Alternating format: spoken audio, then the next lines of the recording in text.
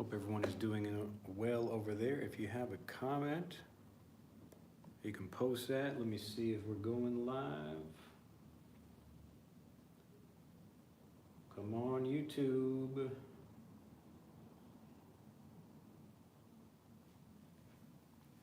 It should be live any second now, hopefully. All right, we'll see if people can see this.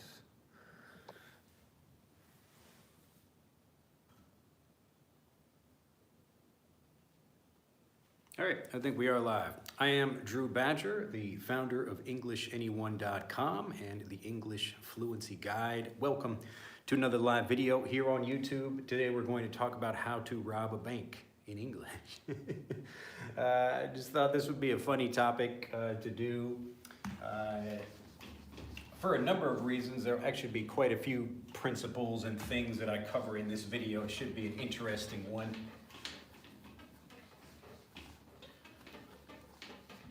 But I'm not going to like teach you individually step by step how to rob a bank. It's probably not a good idea to do that, and there are probably better places to learn that than me if you want to do that. But this is going to teach something more important, to give you something far more valuable than gold anyway. All right, nice to see everybody there. Oh, look at Brett at the beginning. Nice to see you there. All right, here for learning how to rob a bank. All right, so what we're gonna do in this video, I guess the reason I wanted to make this is because there is a fundamental problem that a lot of people have with learning, and it comes from, it's like a problem of human nature. I know this sounds, it's like a heavy thing or a difficult thing or I don't know, like a confusing thing to start a video with. But the basic problem is that people are always interested in new information or doing something new or experimenting or whatever. They want to try something new. But what you need for fluency is actually the ability to go deeper. So there's an old story about like a person who's digging for gold. And so they have, they have like a pickaxe here like that, and they're swinging it down and trying to dig down into the gold. Maybe they found a few little pieces of gold on the surface here. These are called nuggets, like a gold nugget, N-U-G-G-E-T. A gold nugget, so maybe a small piece of gold like that, just sitting up here. So they see that and think, ooh, there's some gold over here. They get excited and they dig down because they think there might be more gold to be found over here. So usually what happens is people might dig like a little bit down here. Let's just say he's kind of digging a little bit further down in here. He might even dig like maybe a little bit further than that. So he's got, he got himself a hole over here. I got to stretch his legs out now. So he's digging for gold, but he gets down here and he doesn't really find much more, so he stops, all right? But in this story, the gold, there's actually like a really huge vein, we call this a vein, like a vein in your arm, you know, like a vein of gold down here. And so the guy stopped just like a little bit. If he would have dug a little bit further, he would have reached all this gold down here.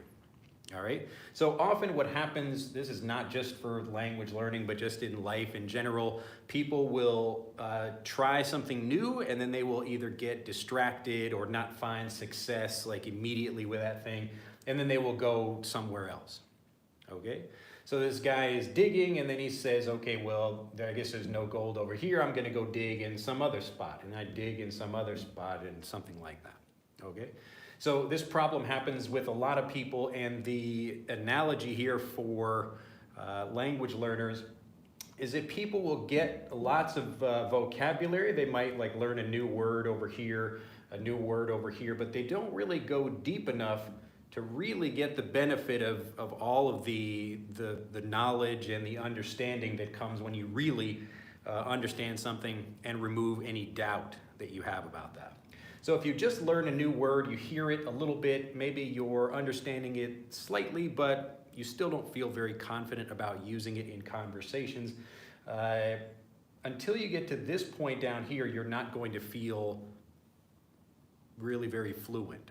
Your vocabulary will be increasing as you continue to find more little bits of vocabulary here and there, but until you go deeper and really get to the gold, where you really understand something, this is where you're going to struggle. So in this video, I wanted to talk about, rather than just like a typical thing like how to go to the grocery store or something like that, I want you to think about how you can use something you're interested in and then go deeper into that so that you can get a lot more examples of things, a lot more use of the language from a wider number of people. And this is what's going to get you a lot more fluent. Because again, as I often say, you don't need to study a particular topic or learn a particular thing because vocabulary is useful from one situation in many situations. So as an example, I've talked before about baseball and how popular and common this is throughout, especially the United States. So English speakers in the United States will use baseball terms, baseball vocabulary for talking about other things. So you might hit a home run, for example. That's the best kind of hitting you can do. You hit the ball out of the park in a game of baseball. If you do that, then you get a run and you can score other players on the field. But it's a really impressive and great thing, and so we use that to hit a home run or to hit the ball out of the park. We use that expression in other situations, okay? And so this idea of talking about, like, if you only heard hit a home run, but you didn't hear it used in other situations, or you didn't go deeper and learn more about it, then you probably won't feel very confident about using it. You might understand if someone else uses that, but the goal here is to help you feel very confident about using vocabulary. So how do we trick the mind into going deeper into things when we are naturally bored and we easily often give up, okay? So people are learning something and they get tired, or maybe they don't get immediate success, and so they give up and do something else. Or if you're trying to start a business, maybe you don't have immediate success, you get frustrated and you go try something else. Like, well, I shouldn't sell ice cream, I should sell, I don't know, Bitcoins or something like that, whatever. And so people jump from one thing to the next and they never really reach the goal down here. But it's always here, okay? So you go just a little bit more, a little bit further, dig a little bit deeper, and wow, look at that, you hit all of that gold down here.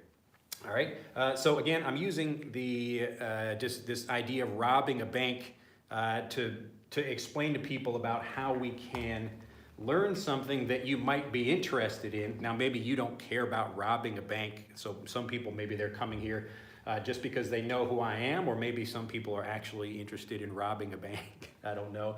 But what I'd like you to understand is that I'm just picking a random kind of topic like this just to show you that you can take vocabulary, go deeper into learning it in various ways, and then actually apply the kind of principles that you get from learning deeply, from actually getting to the goal down here.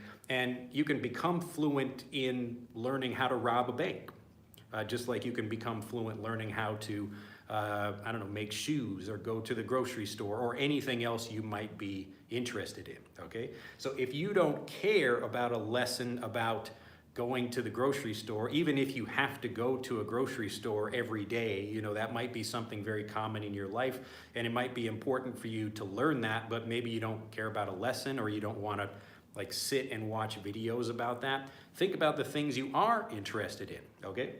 So again, I've just picked this random topic of robbing a bank, because even if you are not interested in robbing a bank, you can watch plenty of videos of people talking about this, or there are movies about people robbing banks or robbing different people or places. And that vocabulary can be useful in other situations as well, okay? All right, the last thing I will mention before we cover a little bit of vocabulary about robbing banks and how we can use that in other situations as well. I'll share one more quick story. I was watching it was just some video I saw. It was a woman. She was painting a wall with a paint roller. So usually when we paint a wall, if we're painting some small area, We have a paintbrush like this, you know, a regular paintbrush where we're just moving the hand up and down like this. But we also have a roller. So a paint roller looks like this. It's kind of a long thing. It's got a little kind of edge piece and a handle like that. That's a pretty good picture, huh? Better than my usual drawings. And so you have a roller, and the roller can cover more area faster. And it's typically used for big surfaces of walls, while a smaller paintbrush would be maybe for more details or the side of something like that. すいません。入ってます。はい。Look at that. We get an interruption in the middle of the video. That's pretty rare. Anyway. So we have a paint roller over here, and this woman was using a paint roller, and she was trying to paint the wall, and she kept going over this one spot. So it looked like there was some area that was maybe a little bit lighter or a little bit darker or something, and she kept looking at that, and she would put the paint roller over it, and then put the paint roller over it over and over and over again, and she still couldn't figure out why it wasn't getting the paint. But if you look at the person taking the video, you can see there was just a shadow on the wall from like a staircase behind her. And so the interesting thing about learning in this way is that as we learn, we really want you to recognize patterns, and the speed at which you can recognize patterns will get you fluent faster. So this woman, like maybe the first time she goes over the spot, that's something is a little bit weird about that. Maybe the second time, wow, this thing is not disappearing. I wonder what's going on. So she actually takes a step, like physically takes a step back. She might notice, oh, that's just a shadow on the wall and the paint job is fine, okay? So again, this second little story here, the reason I'm bringing this up is I want people to remember that as you're learning a language, really what you're trying to do is understand patterns of language.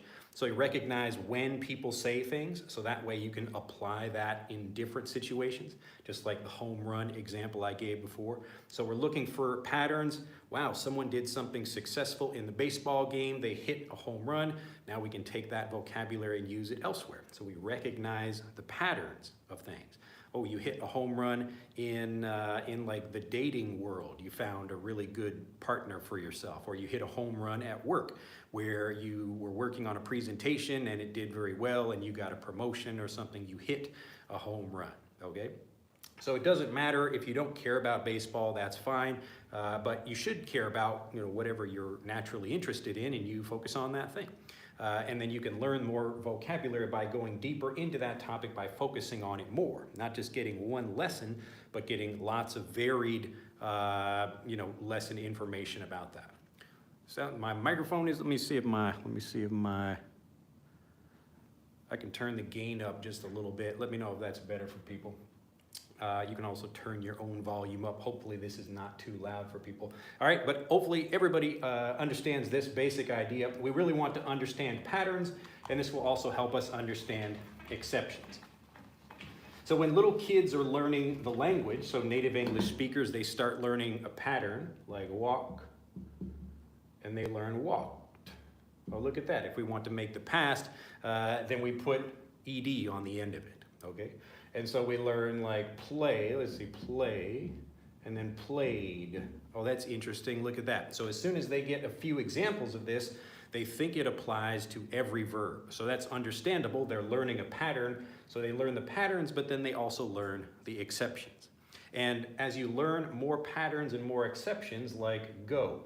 So the child at first might say something like goed. And the parent or teacher corrects them and say, no, we don't say that, we say went.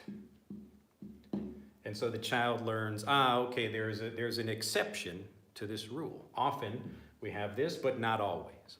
And so the child becomes a bit more nuanced in their learning. So they understand there are slight differences, or there are times when the rule doesn't always follow. But in general, we have a good pattern, and that's how they develop their sense of correctness.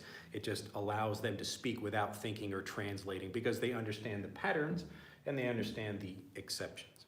And you only do this as you spend more time with the things you're interested in the language, like learning how to rob a bank or play baseball or do anything else. All right, I'll go back and check chat, and then we'll give you just kind of a few interesting expressions from robbing a bank that you can use in other situations, and I'll see if you can think more about how you might do that. All right, let me see here. All right, so Nazir Nazar from Tajikistan. Etam, good morning there. Good morning from Korea. Nazir Dennis says hello from Mexico. How can to enhance my grammar and how to get a good score on TOEFL. About grammar, this is a similar lesson that we're talking about really for improving anything. This is not just about grammar. It's also for vocabulary or pronunciation or anything else. Really, the goal is to get more examples of something, but varied examples, as I'll show you in this video, and show you how to do that more. And that's going to help you understand more and eliminate the doubt that you have about grammar. So in general, the English as a second language approach is you take a grammar rule and then you try to memorize that rule again and again and again, but you don't really feel confident about using it because there's probably some doubt, you're worried about using it incorrectly, or you're not, for whatever reason, you're just not very confident about using it. Until you eliminate that doubt, it's going to be very difficult for you to speak. So what we do on this channel is we're trying to help you understand English as a first language, and this means we're not, rather than trying to look at rules, we want to understand situations and think about when people use something. So I talked recently about what was that video? Like the present perfect. And so it's explaining to people that you can have something like a marker, or I can have something like black hair or something, or white hair in my case, or I could have a gray shirt, or I could have a dog or something, but I can also have experiences. So I can talk about something that I did, like yesterday I played the piano. So I'm just talking about that experience. Yesterday I played the piano. But if I want to talk about, look at that, now I'm like partly a piano player. So I have that experience. So I can say I have played the piano. So I have that experience. So we're not trying to teach you the rules and, okay, you need this verb and then the past participle or whatever, or any kind of technical vocabulary that a linguist might use. What we're really trying to do is understand when people say something. And the more you think like that, the more you will understand and feel confident, because you're eliminating the doubt you have about vocabulary or grammar or whatever. To your second question there about TOEFL, I don't focus on that. My students do better on tests because they just understand the language better, but I recommend you look for people who specifically focus on tests if that's a priority for you. All right, Dreama says, good evening, Carrie, nice to meet you all. Daniela from Brazil. Hi again from Korea. Laurent, hi Drew, the best teacher in the world. How are you doing today? I'm doing very well, too kind there. Hana from Egypt. Looks like Yin Yang laughing over there. Mushtaq, good time, sir. Hi, Sensei, I guess that's what you're trying to say. But hello, nice to see everybody there. Nicholas from Dominican Republic, Bahati, hello. Silvana from Brazil, I turned up the microphone. Let's see, Said, hi teacher, thanks for the stream. Everyone out there says Juan Carlos, Mushtaq, I'm from Kashmir, and I've been listening to you for 1 month. Hopefully you've been improving. The sound is quite low. It should be the same, let's see. I can turn up the gain even more. It's basically what it usually is. Do I need to get real intimate with the microphone, real close over here? Hopefully it should be coming in fine though. All right. Andrew says, your method of educating is the best. Thank you. It's my pleasure. All I'm really trying to do is eliminate the doubt and help you discover the language for yourself. Danielle says, what does immersion in English mean? Do everything, I'm guessing you mean do everything in English. Yeah, the basic idea of immersion is like, if you think about, imagine you have like a child, and this is a pool over here, and the child is standing up here, and you say, hey, we're gonna push you into the pool, and now you're immersed in the water. So it just means everything around you is covering you. And so the idea of immersion, to be immersed in a language, means it's all around you. It's on your phone or your computer or something like that. All right, so that's the idea of immersion. I used to think So I don't anymore. I used to think immersion was the most important thing you needed to get fluent until I came to Japan and found that I did not get fluent with immersion. What I did get fluent with was eliminating the doubt that stopped me from speaking. That's the actual thing that allowed me to communicate. So even if I'm surrounded by people, I won't speak if I feel unsure or uncertain about about my vocabulary, pronunciation, or accent, or anything else.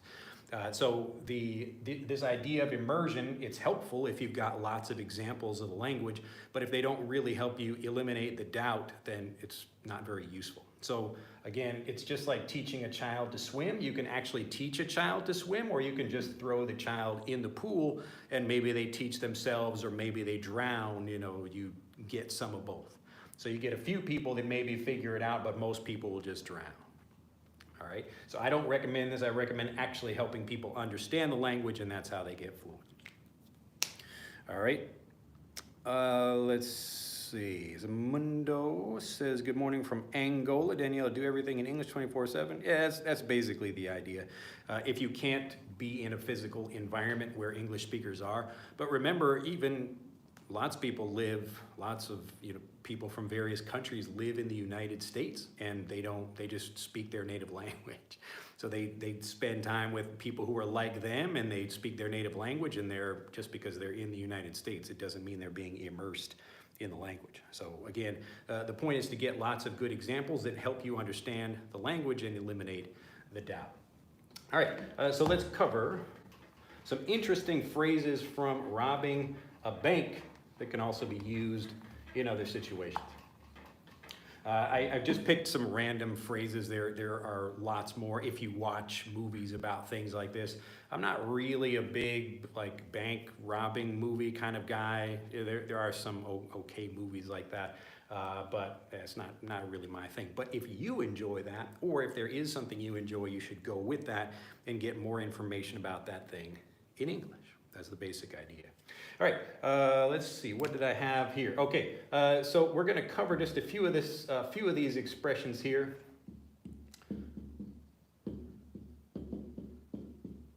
To case the joint. To case the joint.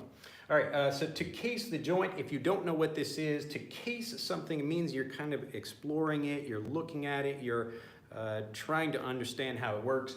And joint typically refers to a location or a place.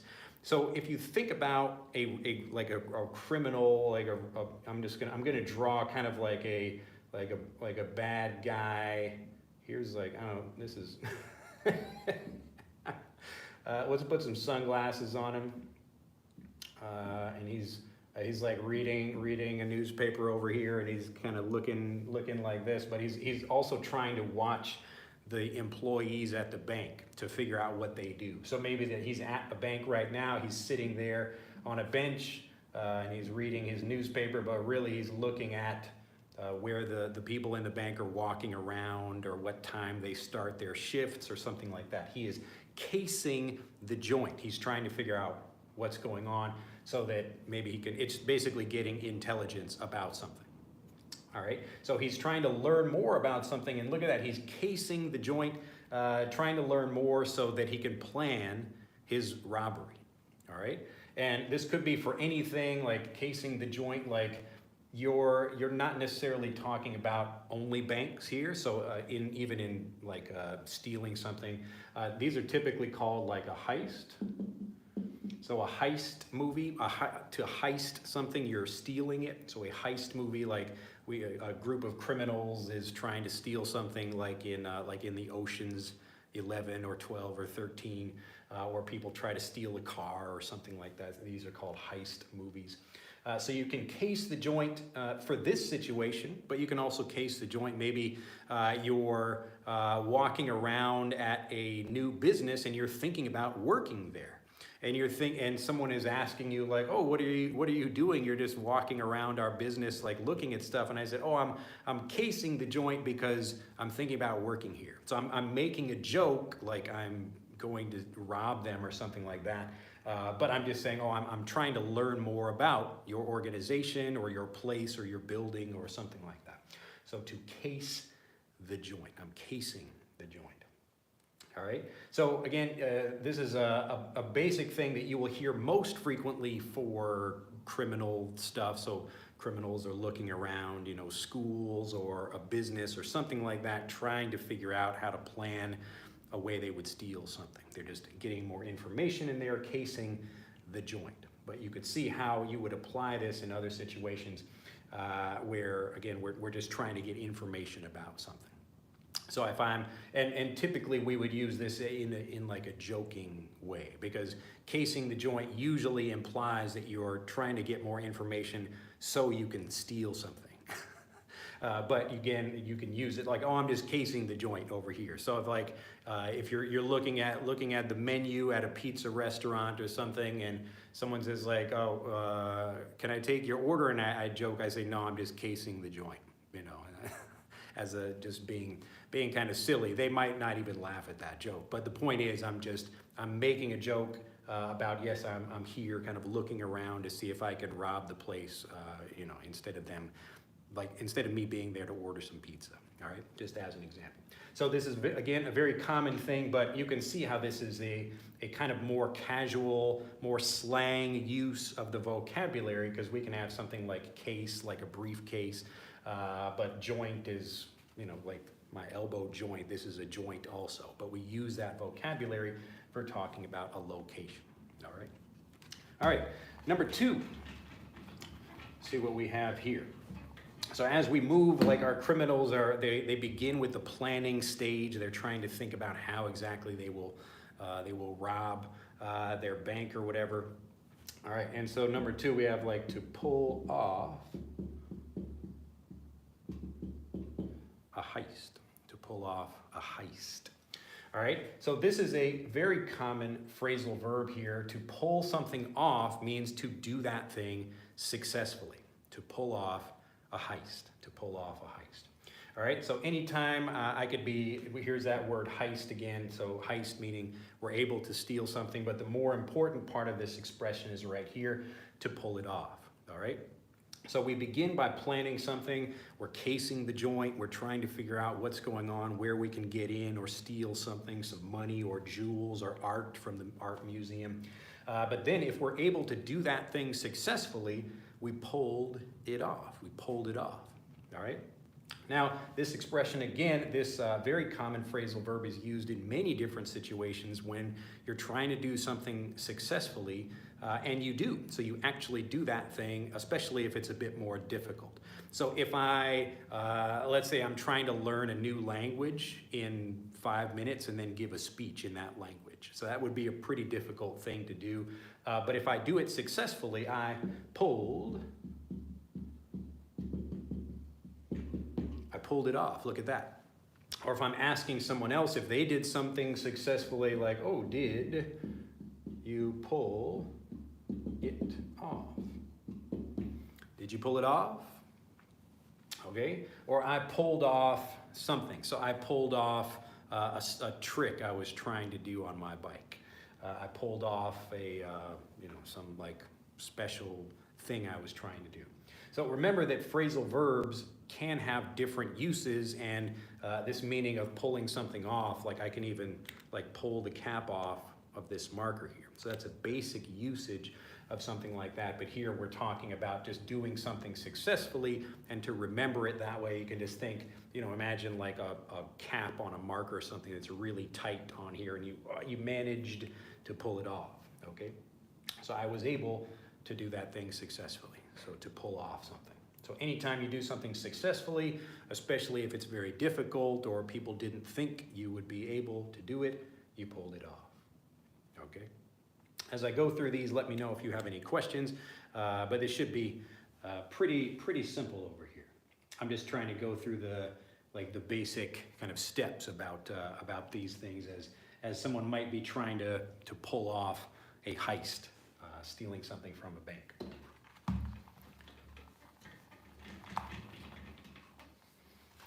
All right, number 3. What else do we have over here? All right, this is to make a clean getaway. All All right, and you'll notice phrasal verbs get used quite frequently. This is like a phrasal noun where we're going to take these words to get and away and put them together into one word. And you'll often hear about a getaway car or a getaway driver. So to get away, if we remember the idea of the word get, it just means to take something, to have something, to own or control a certain position. So if I want to get from here to here, I need to travel there somehow, but I can talk about that with the word get. So how do I get to Chicago? So right now I'm in Nagasaki, Japan. How do I get to Chicago? So if I'm asking for directions, the same kind of thing. How do I get there? Or I want to get to a particular place. Or if I'm just on vacation, I want to get away. So maybe I have stressful work and I'm tired of what I do, or I need a vacation. I need to get away. And in that case, these are two different words here, to get away, the typical phrasal verb used in that way. But here, it's one word as a combination here, a getaway. And you can hear how the pronunciation changes a little bit. It's like the T disappears. It becomes almost a D sound. Getaway. So a getaway car, a getaway driver, or to make a clean getaway. So to do something clean means to do it without having any problems. All right, we had a clean getaway. All right, so if like maybe we're doing a clean data transfer for our computers, or we're doing something else, but if we're able to do something clean, it means we did it without any problems or any issues, to do something clean. All right. So after, let's say the guys, they're casing the joint and then they pull off the heist. After that, oh no, they make a clean getaway. So they get in their car and they get away. So they go to a different location. They get away. Maybe they get far away. Same kind of idea.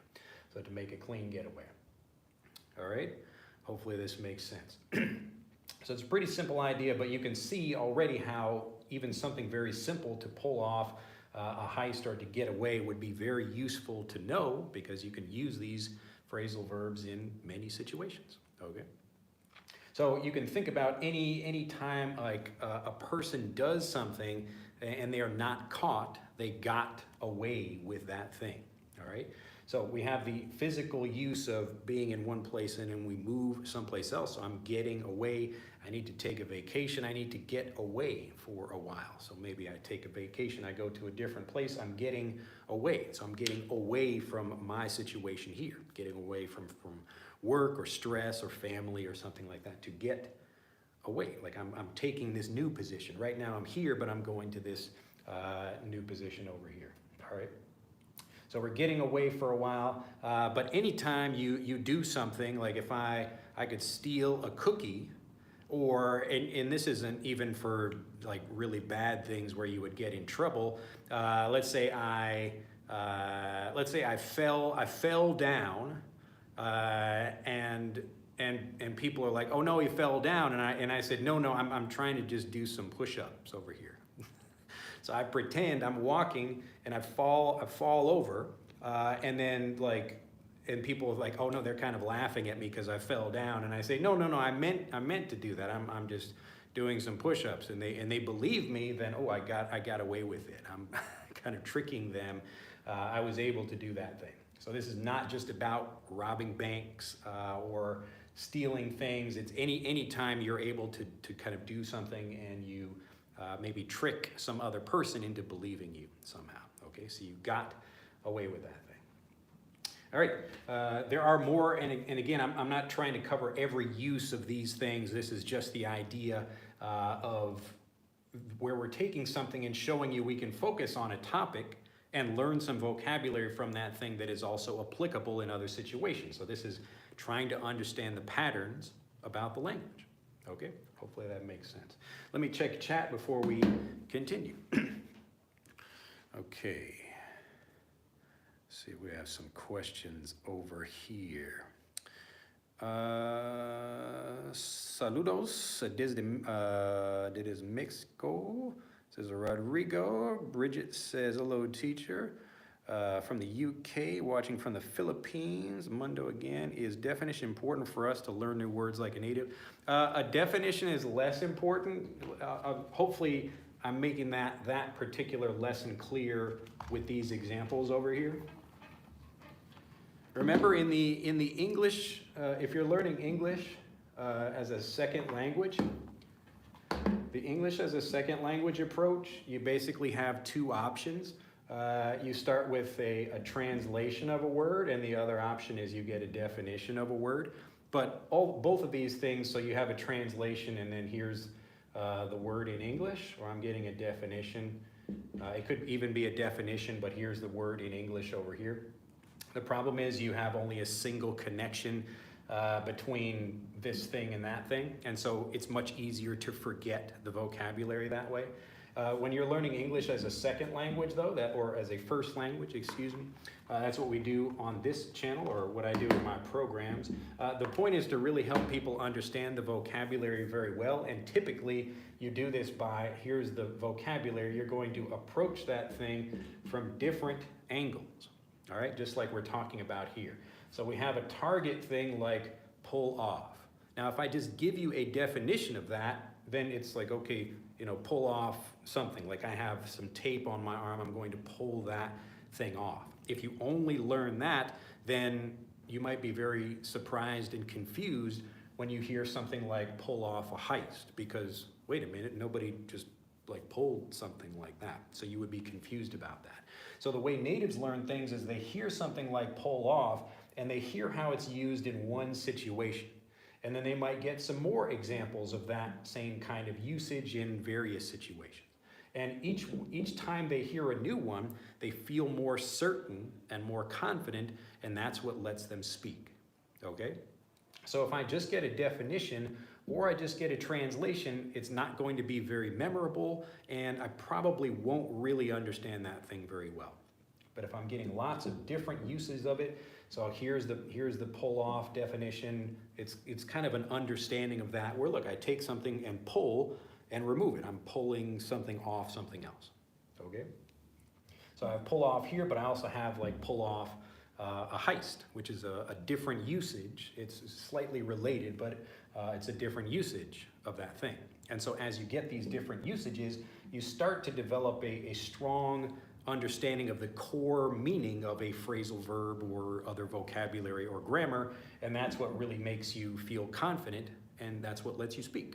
Okay, so you don't get a definition or a translation and then just repeat that word again and again. That's not how you get fluent, because that's not helping you understand or eliminate any doubt. You eliminate the doubt by getting what I call fluency triggers. That's what I'm doing in this video. I'm trying to give you lots of different varied examples that help you understand something. And if one example doesn't really help, I'll just give you another one, and then another one, and then another one, and usually it clicks. So remember, I talked at the beginning of this video about people digging for gold, and a lot of people, they stop before they actually get to the gold, and that's what this is right here. So a person digging for gold, like they hear a word, and then they get a definition, or they use a translation of English, and then that's it. They get like one little gold nugget, but they don't really get to the meat, the real core understanding of the word, and they still likely have some kind of doubt. So they might worry, I'm not sure about the pronunciation.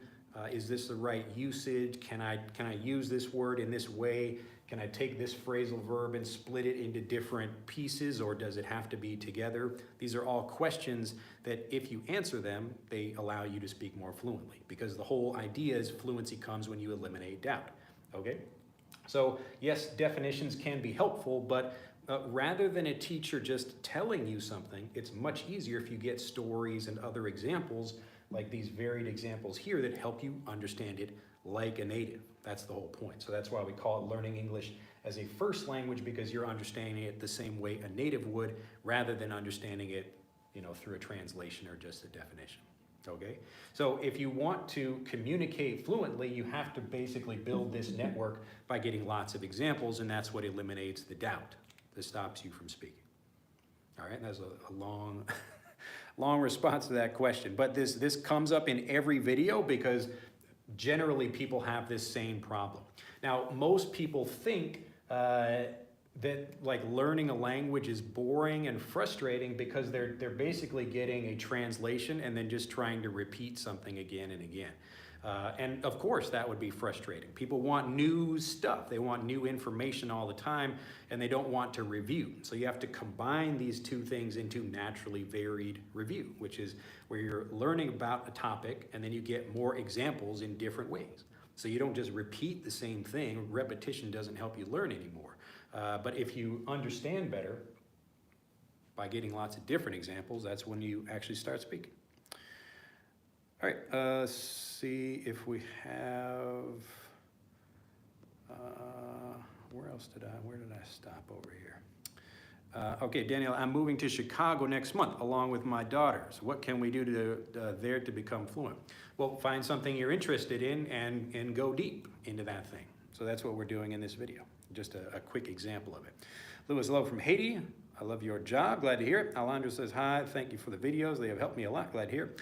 Recently, I started learning Chinese, but I have doubts about how I should learn this interesting language with first language approach. Well, you basically would start, if you have someone who can help you learn, that's ideal.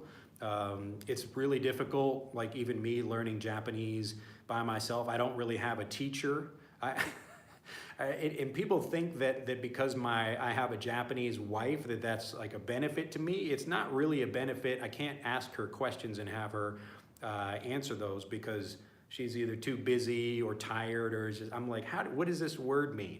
You know, like even just explain it to me in Japanese or something. And she's just like, no, I can't do it. So I'm a much better teacher and I actually enjoy teaching. So if you have someone who can help you do that, that's a benefit. But if you're trying to do it by yourself, the key is really to focus on something and make sure you understand it really well. And I would start with basic things about the language. I don't know why, if you need to learn Chinese, if you're just learning it for fun or whatever. But you, like me, I watch Japanese kids shows because the language is a little bit easier. I can understand new things in context. There are pictures that help me show something is moving rather than trying to read a book that's really difficult and I don't know all of the vocabulary for it. So Japanese or even Chinese in particular, they would be difficult for someone who's an English speaker or a Spanish speaker because the written language is different, okay? So you really need someone to be able to give you this kind of review, or you need to get it yourself by watching YouTube videos or something. I'll give like a quick pause in this video just to explain. I was going to talk about it in a bit, but this quick video, this quick explanation I'm giving about vocabulary for how to rob a bank, this would be the beginning of a lesson, all right? And the lesson would continue as you personally like went out and got more information or watched more movies or whatever about robbing banks, okay? So remember the guy that's digging for gold over here. Here's the pickaxe, and he sees some gold. The gold is down here. We know it's there for sure. It's guaranteed, absolutely. Like in this case, like for language learning, we know where the gold is, okay? Now, an actual person looking for gold, maybe they're not for sure. No one told them exactly where the gold is. But I'm guaranteeing you the fluency, the gold is actually down here. I know for sure that it is because as you understand a language more, you speak better. Okay, so the whole point is like this lesson, I'm just giving you a couple of examples and making it a little bit better. We're digging a little bit down into the dirt over here. And as you dig further and further by getting individual lessons from other, you know, like watching movies or other people even on YouTube talking about how to rob a bank, okay, or bank robbing or whatever, you would learn about bank robbers, you would learn about different banks that were robbed or famous robberies in history, something like that. And this is assuming you are interested in that. Now, you might not be interested in robbing banks. That's fine. I'm not particularly interested in it either. You know, even I might watch a movie about robbing banks, but again, I can focus on pretty much any topic. And if I focus on it and get more varied input about that thing that helps me understand the language better, that's when I start speaking. And even if I focus on something like robbing a bank, I can take that vocabulary and use it elsewhere because I'm fluent in that vocabulary. All right. So this is why it's important, instead of digging all these different holes in different places, the gold is here. We know the gold is here. Absolutely, for sure, guaranteed. I'm telling you it's here. Just keep digging. That's it. And you will, and in, I guess in the, like the language learning case, like you actually get like, there's more gold as you go down. It's like an even better way to think about it. So if you stop up here by just getting a translation or a definition, that's where you will fail. And by fail, I just mean you're learning a little bit where you might understand something, but you won't speak because you'll still not feel confident. You're still unsure about things, okay? So that's how you do it. So we're talking about robbing a bank, just it's a random topic, and you could learn more about it from movies or whatever, but that's how you would do it. So you think about your interest, whatever that is. So for me, when I came to Japan, my interest was gardening. And so learning to make Japanese gardens. So what did I do? I found a guy who could teach me Japanese gardening, and I didn't talk with him about, hey, teach me Japanese. But he's a Japanese speaker and he's teaching me about gardening in Japanese, and so I'm going to learn both the language and the topic at the same time. Okay? So you would do this like a child learning their native language learns the same way. So they take, like a parent is, you know, maybe like coloring something or playing with some little toys, and the child understands automatically, oh, okay, like this is what this means. Like we have something that's red and something that's blue and this other different color over here, and that's how the child understands without just getting a translation or a definition. Okay? So this whole process is about removing doubt. And I'm just trying to give you a way to make it fun and easy and interesting to do. Because what most people will do is they will learn some random vocabulary and then they will stop. They stop at the surface up here instead of continuing to dig. All right? Now, I'm not telling you what to learn. I'm telling you how to apply this idea. All right? So what we do in Fluent for Life, the reason we give people so many topics is because you can learn whatever you want. If you want to learn about animals or taking care of plants or something, go ahead. You learn about that and go deep into that topic. We show you how to do that. Or if you want to learn about business related things, you got lots of topics that cover business from different angles. We talk about with different people, you hear different people speaking. So all of those things, all of that is going to eliminate the doubt. So this is how you would do it by yourself, but it's also what we do if you'd like someone to help you do that. All right, hopefully that makes sense though. So most people, they will learn a lot of random vocabulary. They develop an understanding of vocabulary, but it's only at a low level, and that's why they can't speak. They can understand people, but they don't feel confident expressing themselves because they have lots of uncertainty, because they didn't go deep with the language. And going deep does not mean just repeating the same thing over and over. It's getting different angles, different approaches, different examples of vocabulary from different speakers, different speeds, all those things that really help you understand. Let's see, Zali says hello from Senegal. Yassine from Tunisia, nice to see you again. Looking good, all right. Another Alejandro from Mexico. Manisha says, hello, Mr. Badger. Today I'm late. I'll watch you later, all right. Dragon says, hello from Morocco. Thank you for your effort. I learned a lot from you. Keep going. Glad to hear. Jose says, looks like I finally catch you live. Very good. From Wilmington. All right. Juan Carlos, again, once I finish this month's lesson, I will be able to pull off on that situation. Is that correct? All right. So you would be able to pull something off. Like I would be able to pull off like a particular thing.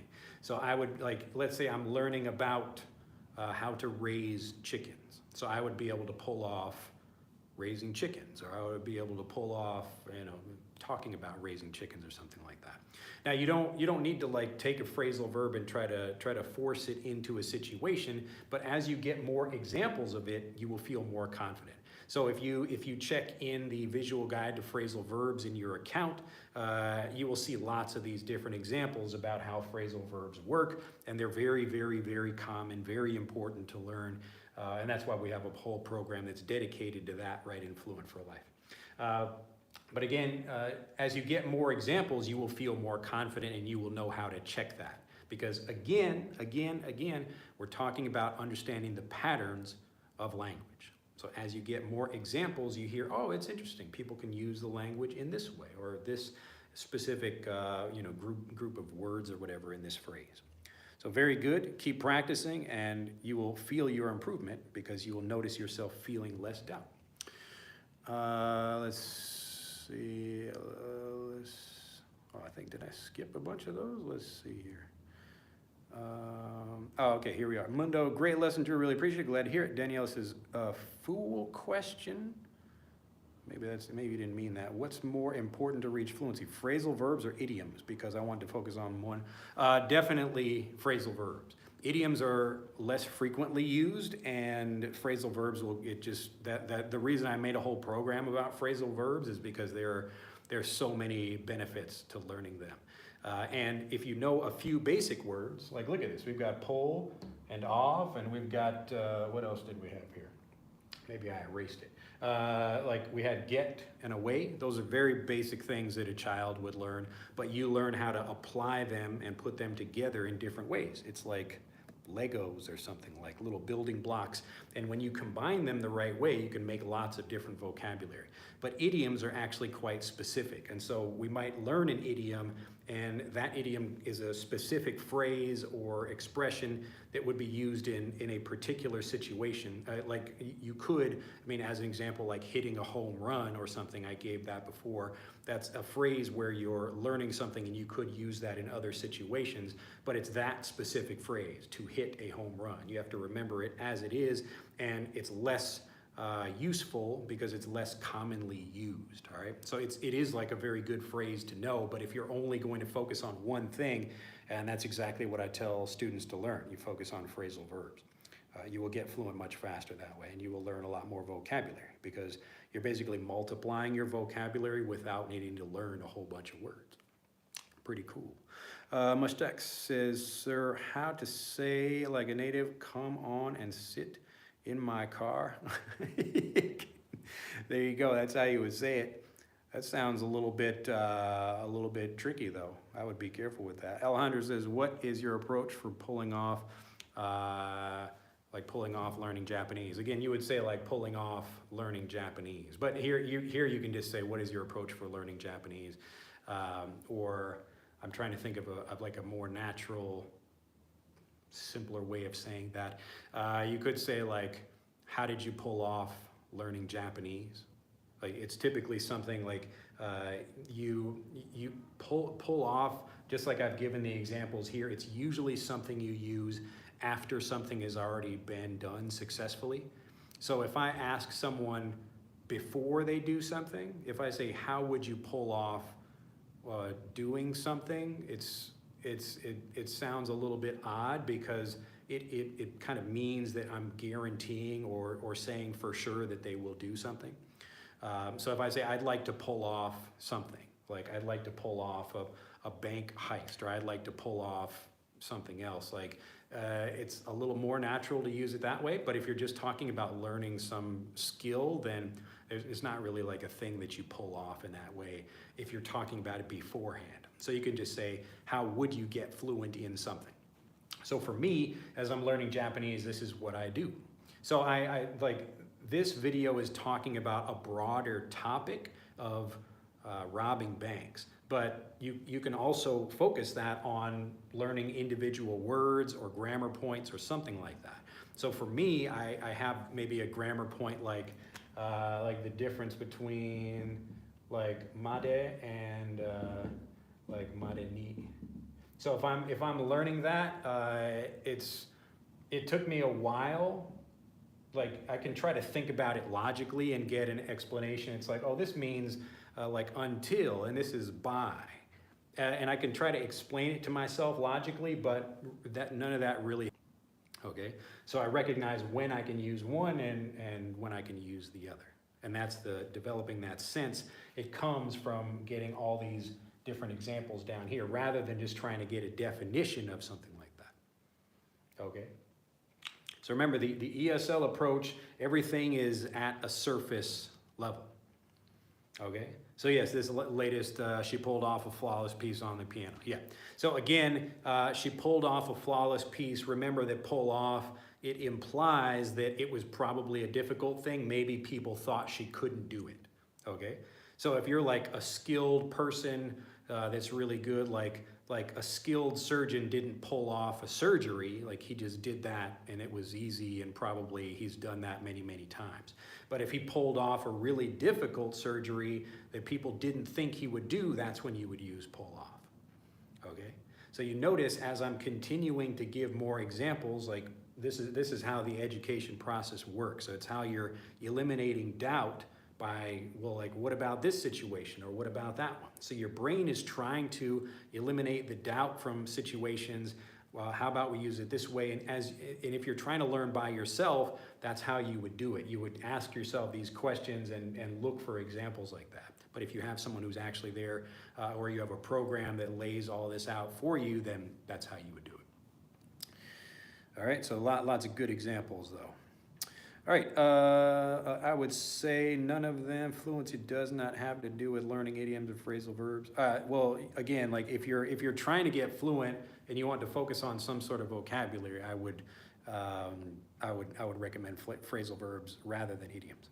Let's see, I got away with cheating on my test. I remember that sentence. Yeah, there you go. So that's a common usage of that. So I got away with it. Very good. Gore said, hi Drew, I have doubled the price of fluency course about a year ago. It was about $236. Now it's almost double. Still very expensive for people living in South Asia. Well, I mean, actually lots of things have gone up, but the price of, if you're talking about Fluent for Life, like the full price of the program, it gives you guaranteed fluency.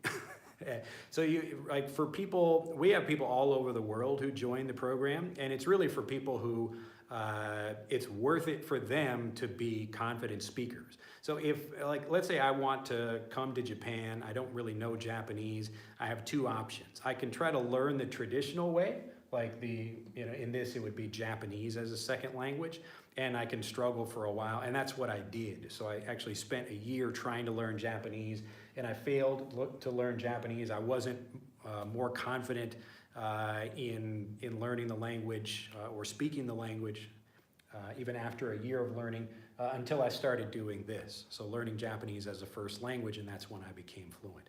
And this process happens with individual words and phrases. So there is still a lot of the language I don't know, but I'm getting new lessons, and by lessons I just mean examples of things like that. So if you're looking for more examples, I don't want to spend too much time on these, but it's really easy to just get examples of that. Like go to Google and just type in pull off, and you will see lots of examples of different vocabulary or different sentences. So you can ask Google or ChatGPT or something, give me 10 sentences using pull off that are like varied sentences like that, and you will see examples. I do recommend Google rather than ChatGPT, because that's typically pulling examples that are made by humans, and those are probably going to be correct. ChatGPT or other AI can be incorrect sometimes, I've noticed. Faris says, what's in your course? Well, you can click on the links in the description below this video to learn more if you're interested in that. But basically what I do in YouTube videos is I will teach a little bit of vocabulary, but one lesson is typically not enough to help people understand, because you'll probably still have some kind of doubt. And part of that comes like, me explaining something and I'm using a slower, clearer speech with typically easier vocabulary. But in the real world, you might hear people that pronounce things differently or blend their words, or they mumble more. So what we do in Fluent for Life is we give you all of those examples to help you understand things better and feel more confident about the language. But you can extend that by continuing to learn even more. So a person might go through Fluent for Life and they focus on particular lesson sets, but then they go to whatever, they want to learn more about a particular topic and they watch movies about that thing or something, but at that point they start improving naturally, because they're reducing the doubt more and more. And that's, again, how you get fluent. So you don't get fluent by just repeating things to yourself or others. You get fluent by understanding the vocabulary better. Let's see. Daniel says we really need to learn everything like clean up, clean out, clean off. Yeah, like the visual guide to phrasal verbs would help you. It would give you like a great start for that. If you're interested in that, you can search our YouTube channel for phrasal verbs and you'll see some example videos of that. Let's see. So here in South Asia, the price should be RS. I don't know what that means. It's a poor region. Again, like if you don't have like a lot of money to join, and you know that's okay. I understand a lot of people maybe can't join the program. You can enjoy these videos right here. I've got lots of content that will help people improve, and many people improve even just watching my videos. And you can improve. It is possible to learn without joining any program. Like I don't learn with a program for Japanese, but it's much slower. It's much more difficult. I would rather have a good program. I have not found one that actually can teach me Japanese as a first language and give me all the examples I need. So I just use the world around me, but it would be much nicer if I had a teacher that was like, okay, today we're gonna do this, and I'm gonna teach you this thing, and then we're going to get these other examples. It would just be a lot faster and easier. But again, like if you don't have any, if you have like no money, then maybe learning English might not be a top priority, or there are other things that maybe you should focus on rather than doing that. Let's see, could you please answer my question? At the end of the video, there are verbs that trigger subjunctive mood, like recommend, but is there any situation where it's mandatory that you use the subjunctive mood? I don't want to cover that in this video, but like these are the kinds of things that we cover in detail in Fluent for Life. But you can also, if you just want to get examples of the subjunctive mood, rather than someone telling you what it is, just get lots of examples of that thing. And you will see, again, like I can give you a definition, but it would probably be forgotten, okay? So rather, like the thing you get, like you dig for the gold, the fluency that lets you use the vocabulary without thinking, that's over here, as you get more examples of that thing. All right, Ilda says, howdy, I'm all ears. Dr. Jagas says, hello, sir, good day from Sri Lanka and from Vietnam. From Egypt, Sarah from Pakistan, let's see. Shem says, why Wicked doesn't follow that rule that makes ED pronunciation like at the end of walked. And are there more words like it? Yes, in Frederick, so we cover these different uses of that, but again, I can tell you a rule for something, but it's much better to just get lots of examples and you will understand it naturally. And that's how you remember to use it. So we have like a whole level about different ED pronunciation, and it becomes more clear why those have the rules that they are. Let's see, Mundo says, I am casing the joint in the chat to see if I can answer all the questions. Let's see. How would you pull off these difficult phrases? Yeah, that's a way to handle that, or a way to say that. Abraham says, but aren't a lot of meaning for the same word means that you need to memorize all of them, so it's like knowing the meaning of a bunch of words? Yeah, well, like not every word has a bunch of meanings. Many of them do, but the point is not to get a bunch of definitions. If I go to Google and I look up the word get, seems like a very simple, easy word, but if you go to Google, you will find like a huge example, or a huge like list of examples of all these different uses of get. And you could try to memorize that, but I can almost guarantee that would not help you become a more fluent speaker of get, okay? Instead, you should get lots of examples. You get lots of examples that help you understand that, and that will help you get the meaning of it. Okay, so the point is not to think like, okay, well, here's this word and now we got these meanings. Stop trying to memorize it, because it's not going to help you. Okay, it's like the lady who is painting the wall with the roller, and the first time she noticed she was painting something, but there's still a kind of darker spot there. And then she tried to paint over it again, but the darker spot was still there. She did that a couple of times and she still didn't just stop and think, wait a minute, maybe there's something wrong here, and there's actually just a shadow on the wall. And that's what's stopping her from, like, this is why usually painters, they put bright lights on the wall so they can see everything while they're painting, and there are no shadows on it. So in the same way, lots of students don't learn that lesson. They think, okay, I'm going to learn a vocabulary word today or a phrase, and I can't really remember it, but okay, maybe I remember it a little bit. I can recognize it when people say it, but I can't use it fluently. And they just stop or move on to the next phrase and do the same thing again. Okay, so be careful, don't make this mistake. If you're trying to get fluent and you already know a lot of vocabulary but you can't use it, then you're wasting your time. Okay, so I'm trying to explain a better way. It's much better to focus on something and you actually become fluent in individual words and phrases as you understand that vocabulary well, as you eliminate the doubt. If you don't eliminate the doubt, you won't speak. Okay. I suppose you could, but you would probably make mistakes and it would be embarrassing for many people, okay? So this is why we learn this way. We want to take something and focus on it and really understand how that works. Let's see. All right, I got those already there. Can you give a schedule for these monthly live sessions? They aren't like, I don't have a schedule. Typically they are usually Mondays and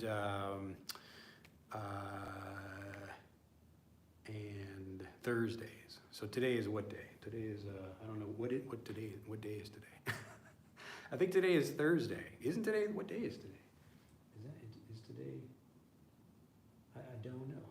Yes, it is a Thursday. Yeah, I don't really have a good sense for time, since I kind of do random things in the week. So this actually, it kind of helps me, but if I'm just in the middle of a lesson, I don't know what day it is. So ours is rupees. My earlier question was, why has the price almost doubled in a year or so? The price has been the same for the past year. Let's see.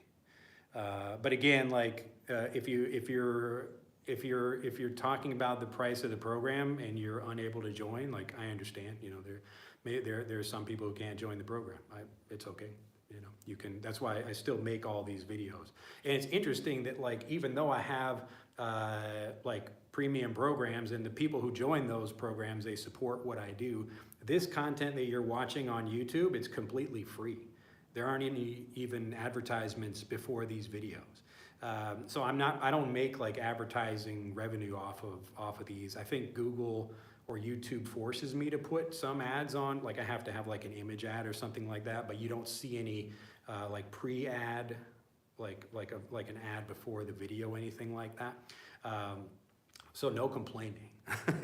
You're getting this content completely free. It's ad free. So even if people have no money, they can enjoy this content. For the people who do, and it's like important for them to have English for their life, like they see the benefit. Like when people talk about a product or something being expensive, you have to think about what the value of that is.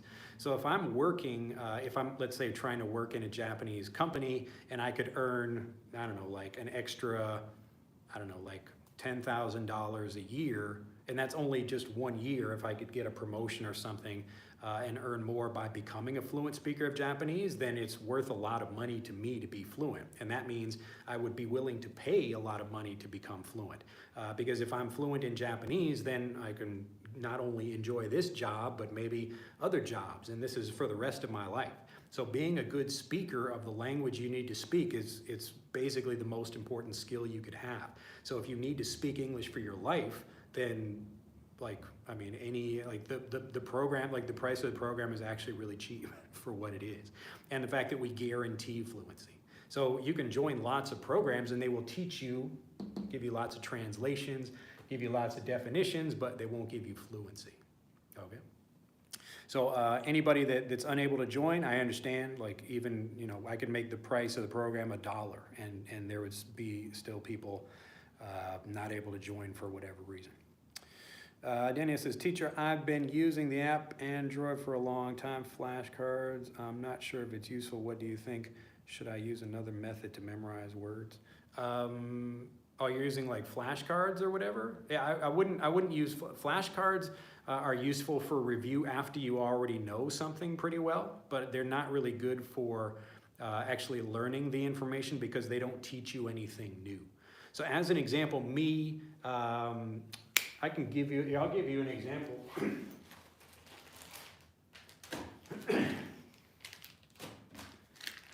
Here is a stack of flashcards that I have, that I made for learning Japanese characters.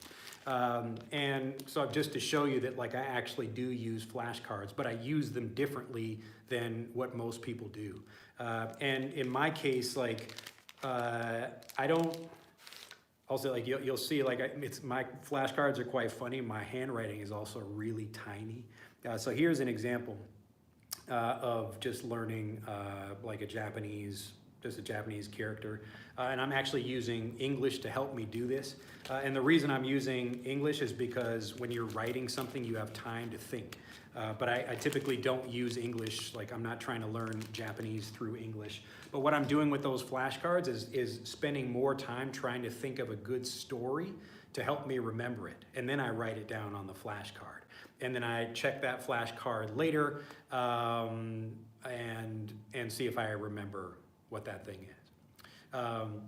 But anyway, hopefully that makes sense. So if it's helpful for you, keep doing it. But if you're worried that it's not helpful, it probably isn't helpful. So I don't want to just tell you don't use flashcards, but it's more typically how people are using flashcards, and that's what gets you fluent or not. Okay, so typically flashcards are good for recalling things or practicing that after you've already understood it. But if you're just trying to force yourself to remember things, it's going to be less helpful for you. Let's see. Okay, price for complete bundle is very expensive for South Asians. Thanks for answering me, glad to hear. All right, today's Wednesday, isn't it? Well, I'm in Japan. All right, Keith says, hello from China, nice to see you there. It's like a Yogesh. All right, had a bunch of, don't spam the chat. So if like I'm going through questions and I'm taking time to answer people if they have questions, but don't spam the chat. All right, Abraham says, another question, sir, do I understand you very well, but does that mean that I can understand any native speaker, or you are speaking slower? Yes, so I'm speaking more slowly, more clearly, I'm using more basic language than I would in a normal conversation. Okay, so that's why people think, okay, I can understand you, please evaluate my English. Like these are two different things. Okay, so you have the ability to understand maybe one person, but this is why it's so important to get all these different examples. So maybe your mother speaks clearly, but you have a friend who does not. Or you hear some different person who communicates in a different way. And this is how natives develop their strong understanding of listening to lots of different people.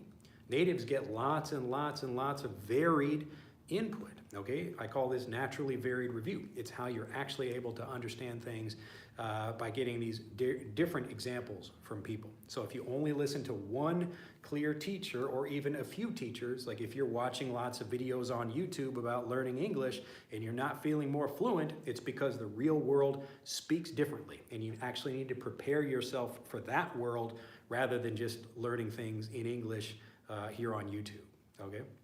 So like only watching my videos here, it will be helpful for people, but it's less, it's basically part of what you need to get fluent. Okay. All right. I think I got to the end of them. Let's see. Goer says last time I checked the price, it was $236. Now it's over $400. Is that correct, Sans? You just say last time I checked. You don't need a comma there. All right. Mondo says, let's dive into the lesson, Drew. Please, please help me. I need to get a lot of examples in Chinese. Thank you very much for answering me. Good night. Okay. We'll answer. Let's see. I think I had two more things. We'll cover these quickly since we're already. What time is it now? It's already 11. We've been going for 74 minutes over here. All right. So let's see. Number 4 is to cover your tracks. All All right, I'll make a quick note before I explain this, is if you're just listening to speakers, like you're listening to me, you will learn a lot of English just by the way I speak. Like that is the lesson, okay? So just like my children at home, they get to hear me talk and they hear me explain different things, and that's how they're learning a lot and eliminating a lot of the doubt that stops them from speaking. So when people are like, well, just, focus on the words, or I need to remember this specific phrase, it's like a very tiny part of the language. I know it's what people are most interested in because that's what they think about, but if you recall, if you remember, if you keep in mind how you learned your native language, it's actually, it's like the whole picture, the whole system you're getting, okay? So cover your tracks. This is a good thing. Like imagine you're walking we got some footprints over here. We'll imagine, so here's somebody walking. These are, imagine them walking, and these are their footprints in the snow, or they're walking in a store or something like that, and they leave some footprints. We also call these tracks. So animal tracks, the same thing, just like we have train tracks. We have animal tracks, or footprints are the same thing. So you want to cover your tracks. So as you commit a crime, or you're trying to do something where you don't want people to know what you did, you want to cover your tracks. So in this case, I'm erasing them. It's the same basic idea, but if I maybe cover them with more snow or something, that's called covering your tracks. So if I am at home and I am kind of like stealing some cookies or something, I'm taking them, maybe my wife doesn't want me to eat those, but I'm kind of stealing a little bit of the cookie or something, and I'm like, let's say I have a cookie, and she doesn't want me to eat any of the cookie, but I take like a big bite out of one cookie, and if I just leave that there, she will know that I had some of the cookie, because she can see this big bite mark, and she knows that the kids have a smaller bite mark. All right, so if I eat that part of the cookie, so maybe what I do, I take the cookie, I kind of like cut it down so it's smaller like that. I'm covering my tracks, and now like the size of the cookie is a little bit smaller, but she won't notice it. So I'm covering my tracks, Again, the idea here is we can take something from robbing a bank and apply it to other situations.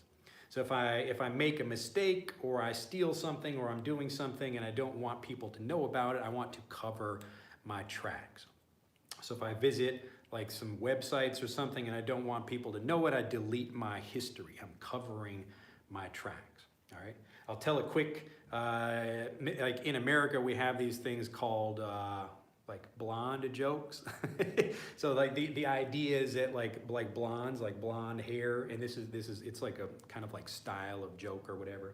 But like two blondes, we imagine like two blonde-haired women are walking in a forest, and they come across some tracks. So they see some tracks on the ground, and the first blonde says, those are bear tracks. So like a bear was walking here. And the second blonde says, no, those are deer tracks.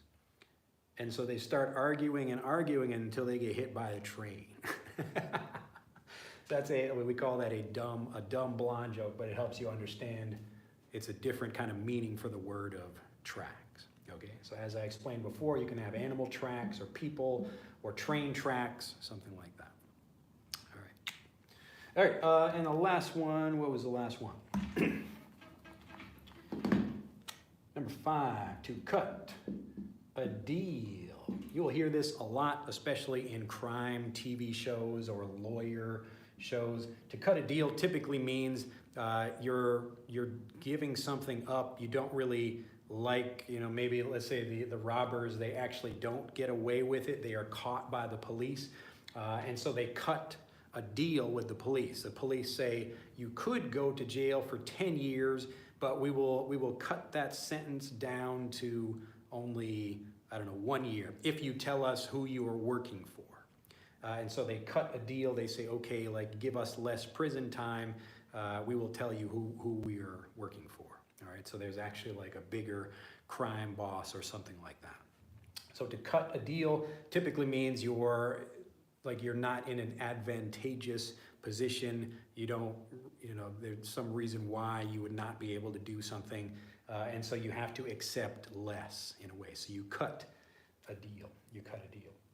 But rather than go into all of these phrases into even more detail, I just highly recommend you watch more of this kind of content about robbing banks. And again, it could be any kind of thing. You could even be reading books, or you could be watching movies or TV shows about this kind of thing if you're interested in that. But it doesn't matter what you're interested in. The important thing is that you're focusing on, whatever that is. All right, so find something you are interested in and focus on that. All right, let me see if we're still live over here. Maybe I'm not connected over here, but I think we should be working. All right, but I think that's the end. If the chat has still, let's see. I think people, all right, perfect timing for the live stream, says Mohammed. Well, we are at the end, actually, of the live stream, but you can go back and watch it later. Hopefully, I think we should be able to, should be going live. Hopefully this didn't just get cut off. But we will end it here so I can save my voice. And if you have any questions, you can just ask in the chat, or you can send us an email at info@englishanyone.com. All right, glad to hear we are still live. But hopefully you get the idea here. So if you're learning a lot of vocabulary, but you don't actually feel more fluent, the reason is you probably haven't dug deep enough. You haven't really gone for the gold over here to really understand something. So I promise you, instead of trying to learn 100 words and forgetting them, just try to learn 2 or 3. And it might seem like slower or you're learning less at first, but I promise you, while other people are continuing to struggle and learn the same way, and they're not learning from their mistake, you will be progressing like that. Your fluency will accelerate as you learn more and you start understanding more, and that's how you get fluent faster. Okay. All right. Hopefully everyone has a fantastic day, and I will see you in the next video. Bye-bye.